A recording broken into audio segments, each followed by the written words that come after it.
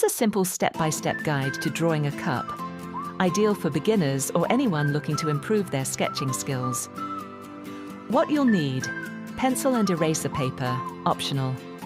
Pen or markers for outlining. Step-by-step instructions. Step 1. Draw the lip, top oval.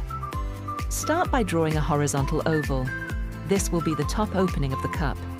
Make sure it's symmetrical, wider for a mug, narrower for a tall cup. Step 2. Draw the sides. From each end of the oval, draw 2 vertical or slightly curved lines going down. These are the sides of the cup. Curving them in slightly makes the cup look more realistic. Step 3. Draw the base.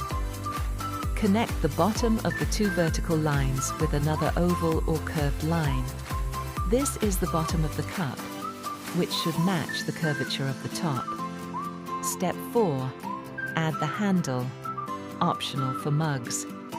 On one side of the cup, draw a C or ear shape for the handle. Make the shape slightly thick to give it a solid look.